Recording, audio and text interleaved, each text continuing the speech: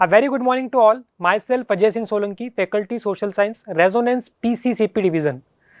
आपका class 10th के अंदर हिस्ट्री के अंदर जो सेकंड चैप्टर दे रखा है नेशनलिज्म इन इंडिया, उसके अंदर सोर्स ए दे रखा है, जिसके अंदर बताया गया है कि जो सत्याग्रह है, जो गांधी जी के द्वारा अलग अलग सत्याग्रह किए गए, वो एक्टिव है या पैसिव है। तो आइए सोर्स ए को आज हम समझेंगे। काफ़ी इंपॉर्टेंट है ये सोर्स, और हो सकता है आपका जब 10th बोर्ड का पेपर हो तो उसके अंदर भी केस बेस्ड के अंदर ये आ जाए। आइए समझते हैं। सोर्स ए एनसीईआरटी के अंदर से हमने इसको लिया हुआ है, ठीक है, Mahatma Gandhi on Satyagraha. But इससे पहले मैं एक आपको एनसीईआरटी में इमेज दे रखी है, figure number 2, Indian workers in south Africa March through woke trust 6 नवंबर 1913। तो ये जो सत्याग्रह की हम जो बात कर रहे हैं यहाँ पे समझने वाले हैं, सत्याग्रह एक्टिव है या पैसिव है।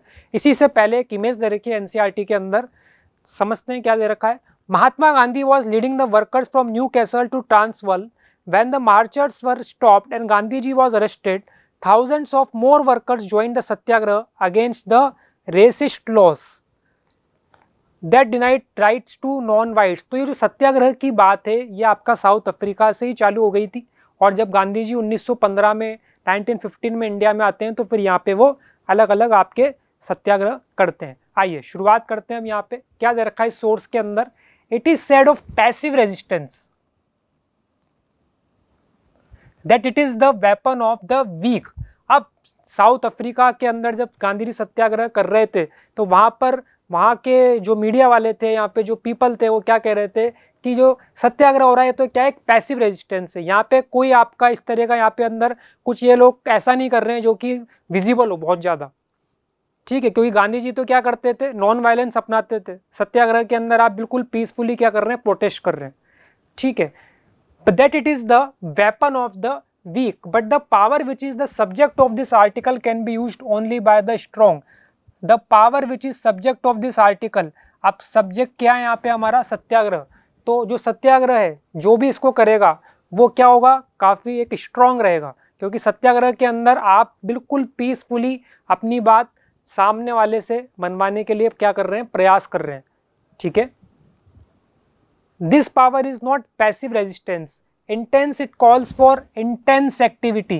कहीं ना कहीं आपके ऊपर किसी न किसी तरह का अत्याचार हो रहा होगा, आप परेशान होंगे, तभी तो गांधी जी सत्याग्रह कर रहे हैं। जैसे कि अपन इस चैप्टर में अगर देखें तो चंपारण, खेड़ा, अहमदाबाद के अंदर इन्होंने किया, चंपारण के अंदर किया, खेड़ा में किया, फिर अहमदाबाद में सत्याग्रह किया, रोलेट सत्याग्रह।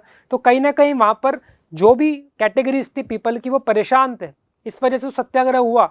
तो कहीं ना कहीं इंटेंस एक्टिविटी यहाँ पे अगर अपन बोलें तो वो लोग परेशान चल रहे हैं, और इसी वजह से फिर आगे सत्याग्रह का वो मार्ग अपनाएंगे। The movement in south Africa was not passive but active. तो यहाँ से हमें ये आंसर मिल जाता है। अगर कोई कभी आपसे पूछता है सत्याग्रह पैसिव था या एक्टिव था, तो सत्याग्रह क्या था, आपका एक्टिव था। Satyagraha is not a physical force. यहाँ पर हम कोई इस तरह का एक्टिविटी नहीं कर रहे हैं जहाँ पर हम किसी को, सामने वाले को क्या कर रहे हैं, मार रहे हैं, किसी को सामने फिजिकल फोर्स अप्लाई कर रहे हैं, इस्तेमाल कर रहे हैं। असत्याग्रही, अब यहाँ पे क्लियर एक डिफाइन कर दिया गया है सत्याग्रह क्या है, सत्याग्रही कौन है। असत्याग्रही does not inflict pain on the adversary. Adversary का मतलब हो गया अपना दुश्मन, एनिमी, किसी भी तरह का उसको पेन नहीं देगा। He does not seek his destruction in the use of satyagraha there is no ill will whatever. वो नहीं चाहेगा सामने वाले को किसी भी तरीके से उसका डिस्ट्रक्शन हो, हम उसका अगर अपन हिंदी में बात करें तो विनाश करें, ठीक है। और उनके मन में कोई इल विल नहीं है, किसी गलत भावना से वो सामने वाले के लिए कोई कार्य नहीं कर रहे हैं, बिल्कुल पीसफुली अपना सत्याग्रह चल रहा है। अब यहीं पर मैंने एक इमेज ले रखी है, एक मूवी आई थी संजय दत्त की, लगे रहो मुन्ना भाई, जिसके अंदर वो फ्लावर देकर के सामने वाले से बहुत पीसफुली अपनी बात रखते थे कि आप हमारी बात माने, गांधी जी के रास्ते पर हम चल रहे हैं, और बिल्कुल सामने वाले को परेशान ना करके हम अपनी बात मनवाएंगे। तो एक इमेज आपको यहाँ पे दिख रही होगी, ये लगे रहो मुन्ना भाई में एक क्लिप है, वो ली है मैंने, ठीक है। तो हम इस मूवी से भी देख सकते हैं किस तरीके से उन्होंने पीसफुली अपनी बात वहाँ पर मनवाई थी। आगे देखते हैं। Satyagraha is a pure soul force. यहाँ पर कहीं ना कहीं हम अगर बात करें तो एक तो हो गया आपका सोल फोर्स, और एक हो गया बॉडी फोर्स। हम यहाँ पे किसका इस्तेमाल कर रहे हैं, सोल फोर्स। कहीं ना कहीं हम अपने आत्मा से इस तरीके का एक काफ़ी ज़्यादा स्ट्रॉन्ग हम क्या कर रहे हैं यहाँ पे कमिटमेंट कर रहे हैं कि हम अपनी बात को बहुत पीसफुली सामने वाले तक रखेंगे और अपनी डिमांड्स को मनवाएंगे, और उसके लिए काफ़ी ताकत चाहिए, ठीक है, क्योंकि सामने वाला तो आपको परेशान करेगा। जब गांधी जी ने इंडिया में सत्याग्रह किए तो क्या उनको गिरफ्तार नहीं किया गया? क्या पुलिस ने उनको परेशान नहीं किया? बिल्कुल किया, बट स्टिल वो बिल्कुल कमिटमेंट के साथ लगे रहे और जनता भी उनके साथ जुड़ती चली गई। Truth is the very substance of this soul. तो यहाँ पे सत्य की बात की जा रही है। अगर आप सत्य का साथ दे रहे हैं तो जरूर जीत आपकी होगी, भले ही टाइम लगे बट जीत मिलेगी। That is why this force is called satyagraha. The soul is informed with knowledge. अब यहाँ पर हम सामने वाले को, जो ऑपरेसर है जिसके खिलाफ हम अपनी डिमांड्स रख रहे हैं, अपने नॉलेज के जरिए क्या कर रहे हैं, उस तक अपनी बात पहुंचाने की कोशिश कर रहे हैं। मैंने क्या बोला यहाँ पे, बॉडी फोर्स। हम कोई यहाँ पे लड़ाई झगड़ा नहीं कर रहे हैं, हम अपना सोल फोर्स इस्तेमाल करके जो एक उस तक अपनी बात नॉलेज के थ्रू पहुंचाने की कोशिश कर रहे हैं। फिर वही एग्जाम्पल लगे रहो मुन्ना भाई का, यहाँ पर टाइम लगा बट बाद में मान गए थे वो लोग जो भी उन्होंने यहाँ पे डिमांड रखी थी। वैसे ही यहाँ पे नॉलेज के थ्रू हम अपनी बात सामने रख रहे हैं। In it Burns the flame of love, non violence is the supreme धर्म। और अहिंसा ही क्या है आपका परमो धर्म। सुना होगा आपने अहिंसा परमो धर्म, तो यहाँ पे अप्लाई हो जाता है वो।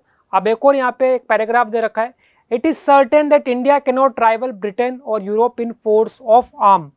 गांधी जी यहाँ पर साफ कह रहे हैं कि हम कभी भी यूरोप के अंदर, ब्रिटेन के अंदर उनसे क्या नहीं कर सकते, कभी भी हम कंपैरिजन नहीं कर सकते आर्म्स के उस बेस पे अपन, ठीक है। The British worship the war god and they can all of them become as they are becoming bearers of arm।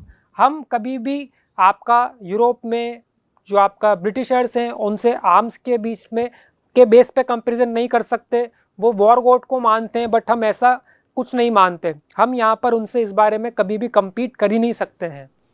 The hundreds of millions in India can never carry arms। यहाँ पर तो हम अहिंसा की बात कर रहे हैं और वो तो हिंसा की बात कर रहे हैं, वो तो वॉर गॉड की बात कर रहे हैं, वो तो बियरर्स ऑफ आर्म है। वो लोग तो अपना वहाँ पे आर्म्स एंड एम्यूनिशन लेकर के हमला कर सकते हैं, बट हम कभी ऐसा नहीं करेंगे। हम यहाँ पे इंडियंस को बोला गया है। They have made the religion of non violence their own, ठीक है। तो यहाँ पे आपका नॉन वायलेंस के थ्रू ही हम क्या करेंगे, अपनी बात मनवाने की कोशिश करेंगे। तो आज हमने यहाँ पे जो आपका चैप्टर है नेशनलिज्म इन इंडिया, उसका सोर्स समझा है। आई होप आपको ये समझ में आया होगा। जब भी आप ये वीडियो देखें तो अपने साथ एनसीईआरटी जरूर रखें और उसको क्लियर आउट कर लें। एक और यहाँ पे मैं छोटी सी ट्रिक आपको दे करके जा रहा हूँ। सत्याग्रह के अंदर हम अगर बात करें तो जो एंड वर्ड आ रहा है वो है आपका ए, ठीक है। यहाँ पे आप देखें ए, तो यहीं से हमारी ट्रिक है। सत्याग्रह एक्टिव है या पैसिव है, आपका जो एंड वर्ड है वो ए आ रहा है, तो सत्याग्रह क्या रहेगा आपका, एक्टिव रहेगा। यहाँ पे लोगों ने एक्टिवली पार्टिसिपेट किया है, ये हमारी क्या हो गई, शॉर्ट ट्रिक हो गई। इसी के साथ आज की वीडियो को हम एंड करते हैं। Thank you.